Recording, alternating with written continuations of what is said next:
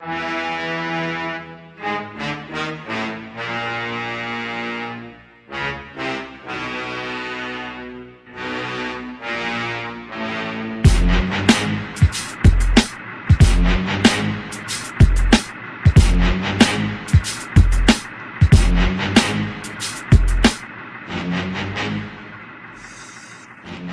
and gentlemen, it's the Big Jiu-Jitsu Show. Don't forget to check out our sponsors, Strap and Roll Soap Company, Tape Armor, and Rolls Gear. And you can find all of our old episodes at bjjshow.com.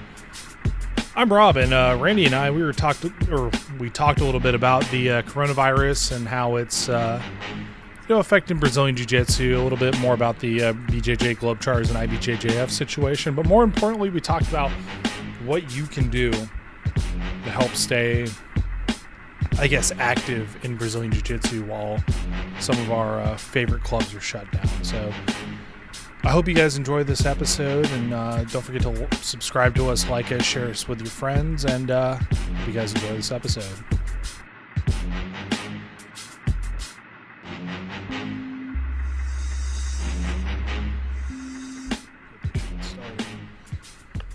I'm just more disappointed that I use wet naps, like the flushable wipes, because I'm bougie. But I got off work at what was it, about 6 o'clock on Sunday morning / Saturday night, and I said, hey, I'm just gonna hang out and wait till the commissary opens. And they said, oh, cool, well, it's the end of the week, we're getting beer anyways. So they brought us all beer. We sat outside in the parking lot and drank a beer or two, and by the time I got there, the early bird hours started. I went inside with one of the ladies I work with, and there was no toilet paper, so I just got sandwich stuff, which I just wanted 8 rolls, man. That's it. Like normal shopping, not fucking end of the world shit in your pants, like coronavirus stuff. Well, I'm still not understanding the whole obsession with toilet paper. Like, where did that initially start? I think somebody told me something to the effect of, when this whole thing started spreading, the CDC put on their website that if you are of the compromised population, meaning you have a weakened immune system or you're over the age of 60, that you should prepare to basically stay inside for the long haul, right? And so you should stock up on things like toilet paper or the necessities so that you can avoid going out and having contact. But that doesn't mean that everybody needs to go out there and buy 126 rolls of fucking toilet paper. Yeah, it totally doesn't. But before we get too far into that, ladies and gentlemen, it's the Big Jiu-Jitsu Show. I'm Rob. I'm Randy. And we're discussing the finer points of toilet paper and surviving the quarantine. I'm not even going to say apocalypse. I mean, it's officially a pandemic, but it's going to suck, but it's not going to end the world either. No. I'm just really, like I said, I'm like, what are you going to do with 126 rolls of toilet paper? Now, did you see the dude who fucking took, was it 17 or 18,000 bottles of hand sanitizer he bought and was like, oh, I can't sell them on Amazon anymore for fucking $20 a piece? Did you see that guy? I didn't. So this guy, when the coronavirus hit, he was like, oh, great idea. I'm going to drive around Kentucky, Tennessee. I'm going to buy up all these bottles of hand sanitizer. You got like 17, 18,000 of them, right? Turned around, started trying to sell them on Amazon when everybody was out. Selling them for some it was something like along the lines of $6 to like $20, depending upon what it was, right? And then the Attorney General came through and said, hey, you know what? That's price gouging and hoarding, so we're going to come and take all your stuff. Nice. Yeah, so he spent all that money and got nothing out of it, so fuck that guy. Yeah, well, I mean, you got what you deserve, man. That's bullshit. How are you going to take advantage of a situation like this? Yeah, wouldn't that? And then there's Brazilian Jiu-Jitsu practitioners like you and me who have nowhere to go. Like, correct. This sucks. Like, I was excited to come up there too and train. I was like, yeah, man, Tuesday's going to be good. And they're like, yep, stay in place. And everybody started canceling, which I wholeheartedly agree with. Because we're in a hobby where one of our favorite things to do is sweat on each other and have like super close contact. And I mean, it's probably not going to kill you and me, but I know like my sister has some autoimmune issues with I thought it was lupus at first, but something else. So I can't see her if I get coronavirus. You know what I mean? Yeah, and I gotta say, initially I was pretty resistant to all this. I felt like everybody was overreacting, but if you really read into this, you seldom ever get ahead of a pandemic. You're always pretty much a step behind. Yeah. So I really don't. I was gonna go train tonight. I should be training right now. They're Yeah. doing an open mat supposedly, but I thought about it and I was like, is that really the most intelligent thing to do in the midst of a pandemic? Is go and roll and sweat on somebody else? I mean, I'd rather just see this thing go away. This is my mentality. Yeah. It's not going to kill me either, right? I got a pretty strong immune system. I'm a young guy. I take care of myself. So odds are I would be fine. But it's not about that. To me, it's about wanting to get back to a normal life as soon as possible. And the longer people go out there and do stupid shit, the longer this is going to get drawn out. Yeah. So that's kind of how I'm looking at it. And that's why I'm doing this podcast at 7 o'clock instead of doing open mat. Yeah. No, I hear you there. I had a sandwich earlier. Stood outside my window watching people run by. Kind of like, was it that Squidward meme with SpongeBob and Patrick running outside having a good time? Not that it was going to stop me. I'm just kind of felt like, I'm just going to stay inside. Yeah. But dude, it's so what are you going to do to combat it? To keep an edge at least for your Brazilian Jiu-Jitsu? I mean, we're all going to suffer. A couple weeks isn't too bad. But like, what's one way we can kind of mitigate that? Do you think? I mean, the beautiful thing is the jiu-jitsu community is so tight knit. I mean, you've got Fernando Ferraya who put out that he's gonna release basically a couple free videos, instructional videos. You can go and use a special code, and you can get free videos from his website. Nice. You've got people like Henzo Gracie putting out free material that you can look at. A lot of jiu-jitsu schools are doing videos of whatever series they're working on. So there's always that, and then there's also staying fit, doing solo drills, gymnastica, Yeah. whatever your flavor is, right? I mean, you got to make the best out of a bad situation. For me, I'm going to treat it like I'm injured. What would you do when you're injured? And what I did last time was I thought about my game, where the holes are in my game. I did research, watched videos, took notes, and did solo drills in the areas that I could in preparation for going back to training. Um, what do you think? What are some of your ideas? No, I was actually gonna agree with you on the gymnastica because that is my go-to. That is my favorite. I feel like if I can move for any period of time with jujitsu, I feel like that is, kind of it always helps. That's something I always like to do. Like everybody jokes about the warm up on your own, and it's just people doing like butterfly stretches and like doing the one leg in, one leg out, and just chatting with their buddies. I like rolling around. Like I like doing a lot of the gymnastica natural just to get my body loose and ready to go. And if you can still maintain those movements, like the dreaded side roll, everybody hates that, but damn it, I'll tell you that is one of the best moves or like positions to get comfortable in for jiu-jitsu. At least I feel personally. Right? So if you keep doing that and you're good to go, then that's gonna keep you limber, save you like from a lot of bad positions. I was gonna say cardio of some sort. Nothing beats like rolls with your partner. Like nothing will ever beat that for cardio. There's got to be something. I mean, we can get real weird and be like run stairs up and down your house, but if your significant other, your dogs like to run with you upstairs or they get angry with you running up and down stairs, then maybe hold off on that. Do some flow drills, do some positional drills, like all the warm ups you hate to do at the beginning of class. There's a reason they do them, so do them. And then body weight exercises. I'm fortunate enough. I have an elliptical in my house. I use that a lot for cardio, but for like strength and conditioning, it's got to be body weight, man. Yeah, I agree. And I've got a home gym here, so I've got some barbells and stuff like that. I got the power cage out in the garage I can use, keep my strength up. Nice. Jump rope for cardio. So if you have stuff like that, I mean, absolutely, I would say step up your strength and conditioning game. Take this as an opportunity to kind of make some gains in that area. Um, and then I've also heard there's a lot of people out there that have like one or two people that they'll train with. If you isolate it to a smaller number, that decreases the likelihood of exposure. So that's always Yeah. an option too. So No, I mean that's true too. With the thing is out here, I gotta drive a bit to go see people, but then like now I'm also driving. At that point, I'm getting outside the limit, and some of the bases, some of the units, some even like jobs. Like if you drive outside of 50 miles, then you're gonna be quarantined, or you won't. You know, like you're not allowed to go.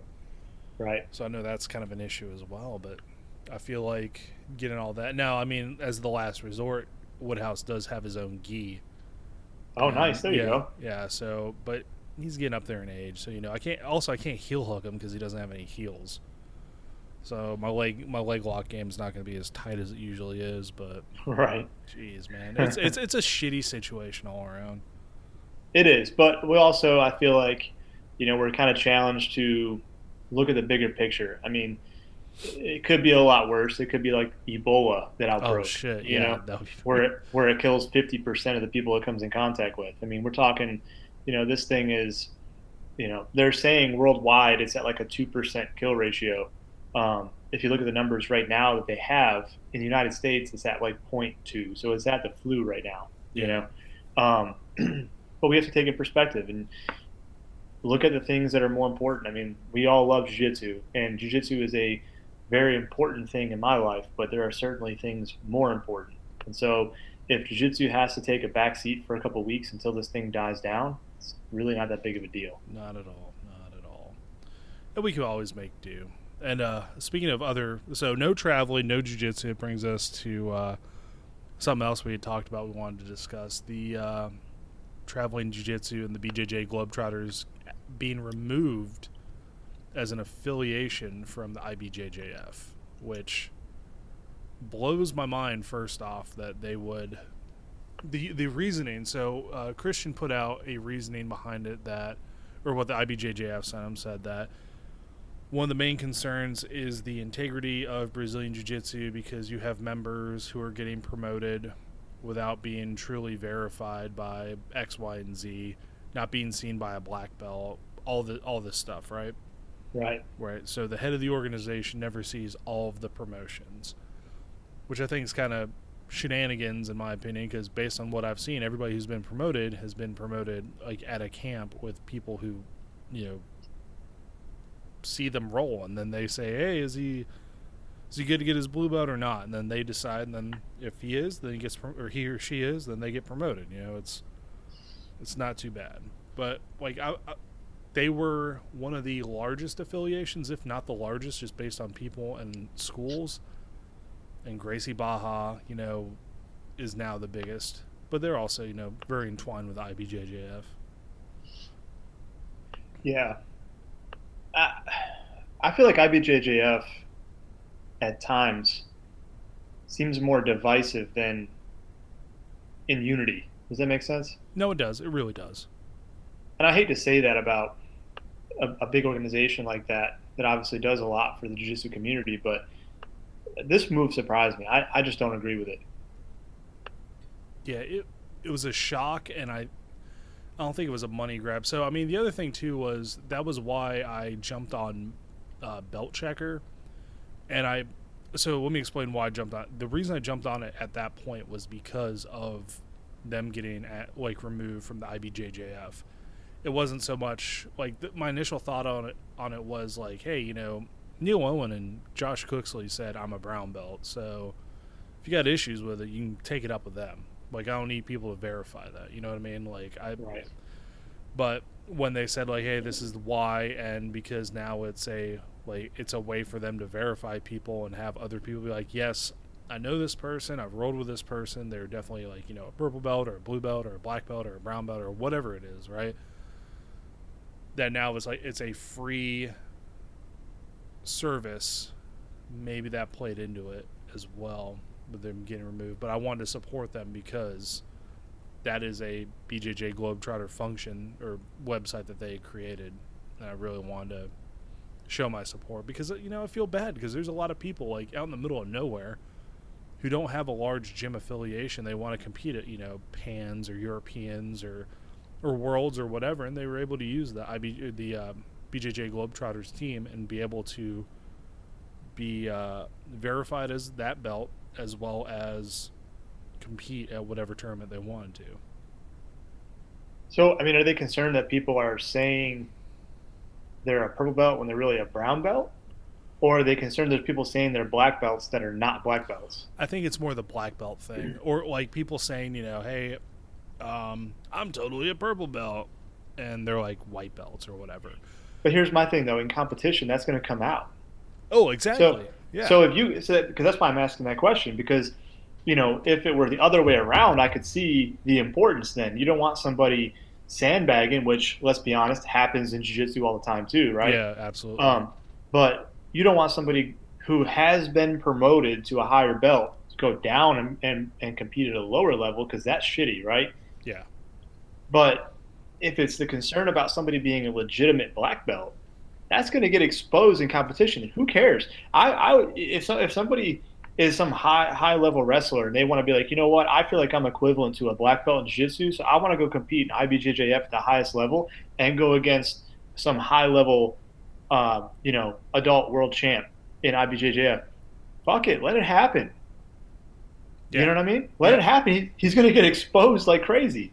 Yeah, it's not very hard to see that, like you're beating up, like you're getting beat up by like legit black belts, and you're like, oh yeah, I did a little bit of, I don't know, insert like, Hapkido. Like, what was it that one guy that fought or competed against Andre Galvao, and he was a black belt, quote unquote, but he showed up and Andre just clowned him, like just did whatever he wanted, like actually did like all the like warm-ups on him and then just shoved them over and went back to the center. Well, and also let's look at the fact that you could have some people out there who have been promoted by another instructor to be a black belt, Yeah. but he's not at the same level as a competitive black belt. Yeah. There's always going to be that hierarchy in the sport, no matter what. Oh no! I didn't mean it as in like that guy was a legit BJJ guy. I mean like it was shown that he was like I don't know, like a Tang Sudo black belt or something like that. Oh yeah. Like no, don't get me wrong. Andre Galvao could absolutely do the same shit to me, and there's nothing I could do about it. But I also will be in the brown belt category where I belong, getting the same thing done to me anyways. Correct. Well, we talked about Galvao last time, and I was concerned I was going to get a knock at the door, and that was going to be the end of my life. Yeah, see, there we go. Now we've redeemed ourselves, and Galvao, we've held him at bay for another like month. There you go. Yeah. Andre Galvao, please don't come and fight me. I'm weak with coronavirus. I will throw up or something. I don't know. And get it all over you. Unless we can get videotape of it for the podcast, in which case go to Rob's house and. Yeah. What would the title of it be, man? Like loudmouth podcaster gets his ass beat by Andre Galvao. Yeah, that's fair. Yeah. I mean, I love you, Rob, but I'd pay to see it.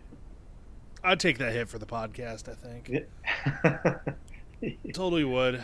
It's all about that shameless self-promotion. All about it. 100%. I mean, but I do think that it's getting ridiculous in the jiu-jitsu community with some of this stuff. I mean, we're supposed to be in this together. It's the same reason why I don't like when people shit on other people for training at other schools. Yeah. Who cares, man? As long as you're doing the right thing. Here's my thing: you should pay whoever you train with the majority of the time, right? Yeah. So if you're gym hopping to take advantage, then yeah, that's wrong. But if you're looking to get exposure to different jiu-jitsu styles and you just love jiu-jitsu as a whole, and it's anything like the community here where everybody has this respect and admiration for each other, it shouldn't be a problem. Yeah, it shouldn't be a problem. You just go out there and you train, and it's no big deal. And that was something too really bummed me out about it, is because this is the level of like, I don't know if you still want to consider Brazilian Jiu-Jitsu not to be a traditional martial art, but some of the politics of it is very similar with traditional martial arts. Like, okay, cool. So like your brother's like great grandfather was the original grandmaster of this style of, I'll say Taekwondo because that's pretty much my main experience. This style of Taekwondo versus this style of Taekwondo, what's the difference? Well, this guy started it with more ideas of this, and we don't like those guys because they like to kick more. And I'm like, that's the reason.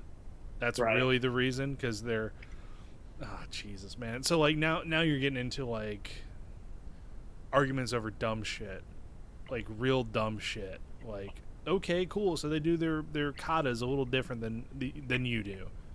You both like to do taekwondo. That's it. Some guys It like. was Go it ahead. was it was the same thing in Wing Chun. You came from Taekwondo, I came from Kung Fu, and in Wing Chun it was ridiculous how political it was. I mean, it was to the degree that you literally had four different grandmasters, each of which that were saying they were taught some secret style that was the correct style of Wing Chun by Ip Man. And you're just like, come on, guys. This is ridiculous. You were taught the one and only authentic Wing Chun. You know, and you're right. You don't want to see jujitsu go that direction. It's nonsense. Yeah, because there's no like, yeah, there's a federation for tournaments, but there's no like governing body on how you teach it. You know what I mean? Like, so you have like WTF Taekwondo, ITF Taekwondo, whatever. Fucking, I don't even know, man. There's so many different Taekwondos, right? But just because in this form I like to do, there's like low blocks, high blocks, and punches, and then this form all it is big steps and regular punches. Like now you guys can't even compete against each other because that rule set's different than this rule set, and because you're not certified under these guys, then you can't compete in this type of tournament. Like it's, dude, can we all agree that kicking somebody in the face is like worth 2 points, and then we just call it a day on that, and then just go like build from there? Like it's ridiculous. And that's kind of what I don't want Brazilian Jiu-Jitsu to turn into, in this whole like, well, you're certified by this group, but because you're not certified by this group, now you can't compete. Right, right. I say we just throw all the damn rules out. Like, sure, don't let white belts heel hook each other and blow each other's knees out, but at the same time, like, let them wear whatever fucking gi they want. Let them get weird. I mean, I agree. I think it should be decisions and restrictions should be made in interest of safety, and that's pretty much about it. Yeah. No, I can agree with that. I mean, within reason. Well, safety, I think hygiene falls into that too. Like, It does. Yep. Yep. if you absolutely get caught with no shoes on in the bathroom, you are banned from the tournament for like a year because you're nasty. Yeah, You are that's gross. nasty. Yes. I think that. And I'm Okay, go ahead. and I'm sorry, you don't accidentally one time walk in the bathroom with no shoes on. That doesn't happen. If you've done it once, you've done it a bunch of times. Yeah, it's Yeah. like you don't automatically go to like just I thought about stealing cars. Like that sounds like a lot of fun. Like Right. Right. you don't just jump into it. You've been going like, I will admit, in my house I go to the bathroom without shoes on. Why? Because one, it's my house, and two, I know for a fact I'm not standing in the middle of the floor just pissing all over it, Correct. because there are tons of people who do. And then also I don't have like 80 people using that same bathroom. And you don't have 80 people using that same bathroom, and then those same 80 people going into your living room to grapple with you and sweat on you and put their feet on your face. Shit, you don't know that? Nah, I don't. But shit gets Yeah. weird at the Austin household, that's for sure. No, it's like, if I feel like certain hygienic things, like if you wouldn't do it in public, like, do you go to a restaurant and take your shoes off and go to the bathroom? No. Why are you doing it here? Right.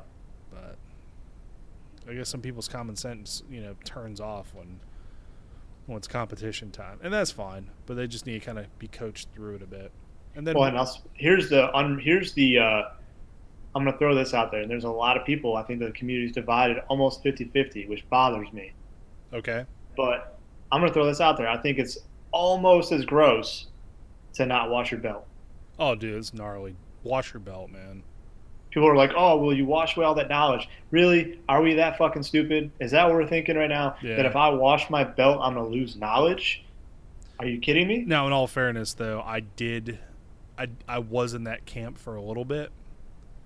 I was like, because wasn't one of my coaches like, oh, if you get a new belt, you can't put it on yourself. It's bad luck. And I'm like, I don't know, man. Maybe not. That's when it started to be like, well, maybe I could wash my belt now too. Because I put on I bought a new belt and I put it on, and I was like, oh, dude, that's pretty dope. And nothing bad happened. Yeah. Oh, yeah. You know how many times I've washed my belt? I've washed my belt a gazillion times, and guess what? Still a brown belt. Yeah. Right? I mean, if I had washed away my knowledge, then I wouldn't have made it this far. I'd still be a blue belt because I've been washing my belt since blue belt. True. So You know what I mean? I just, to me, I just don't. I'm not a superstitious person anyway, but to me, that is just another level of disgusting because you wash your gi. Why do you wash your gi, Rob? Why is it that you wash your gi? Because unlike other people, one time use for me and it smells bad. All right, and then, but why do our gis smell bad for one use? Yeah, because you're being nasty. You're sweating all over them. Other Yeah, people are sweating on them. Somebody's gonna cut their like I don't know their finger or whatever, and they're gonna bleed all over it because you're gonna somehow gi choke somebody, and for whatever reason you cut their lip or they bust their nose. Now you got blood all over your belt, and yeah, then exactly, yeah, exactly. And that's what I was gonna say. Your belt is made of the same shit your gi is made of, and it's on the outer level of your clothing, and it's making contact with them, with you, with the mat, with the blood, with the yeah, sweat. It's the same shit. And if you don't wash it for a year, I mean, that's disgusting, man. yeah, Disgusting. it absolutely is. I was gonna say, and then on top of that, I mean, what else happens to you, dude? We had a gi class, then a kickboxing class right after. This is when I was in Arizona. I took my gi off, right? Folded it up because I didn't want to look like a slob. Threw it on a chair, like over my bag. Got done with kickboxing. Walked over to my gi, picked it up, put it in my bag, and somebody dumped a whole cup of coffee on it and didn't say Oh, shit about it. It was a white gi well, too. God, man. So what? You're not gonna wash your belt and gi then because it's not sweat? Get out of here. Yeah, my thing is, if you wash your gi, then you should wash your belt. If you think that you don't have to wash your belt, then you shouldn't be washing your gi. And guess what? You get kicked out of the gym pretty damn quick. Yep. It's the same material. It's the same shit. Most gis, the lapels that you're grabbing onto, that's the same material that's on your belt. Yeah. It's asinine to me. Absolutely asinine to me if people don't wash their belt. Now, Ugh. now also, if you do wash your belt, this is just my personal opinion. If you wash your belt and you got stripes on it, your stripes come off. It's okay to put those stripes back on.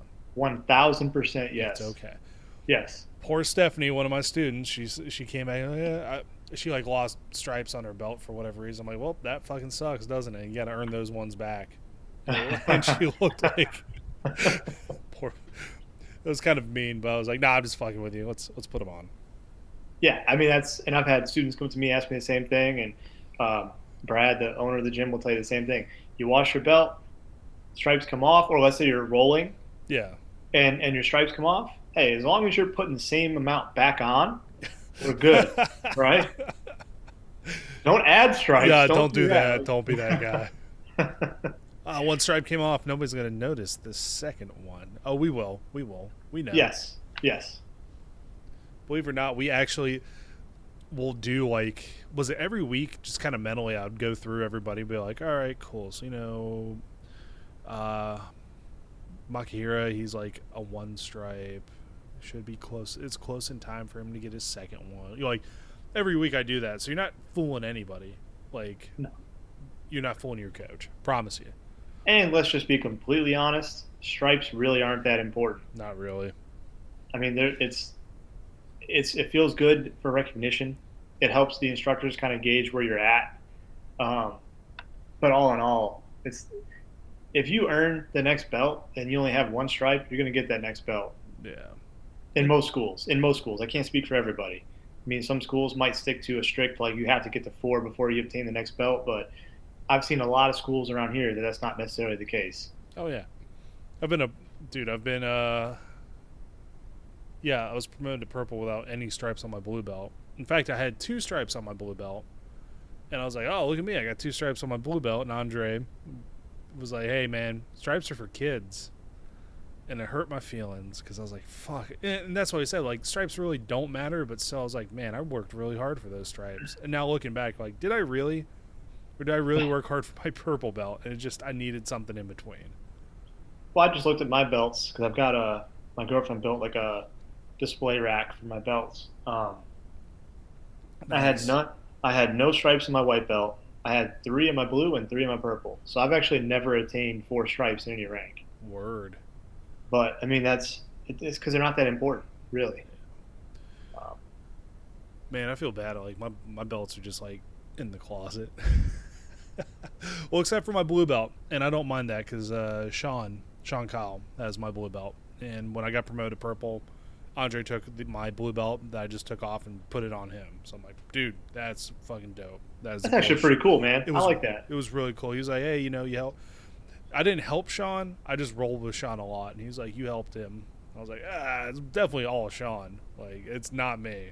But I thought that was pretty dope. And Well, and I think Brian Mingy gave when his daughter got promoted to purple belt, he let her wear his purple belt that he had gotten when he got promoted. I think that's pretty cool. I think there's a lot of sentimental value to that.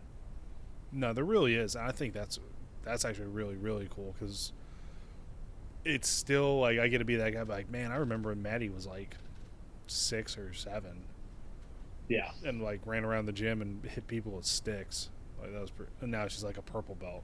I'm not surprised, honestly, but I think she might be a brown belt now. I'm not surprised, man. Like legit, not surprised. That's so dope. Speaking of which, when all this is over, we've said this last year. We need to do it this year. Let's go down there and we'll roll. Oh, over at Brian's spot? Yeah. I agree. I want to go out there. I also like the beach.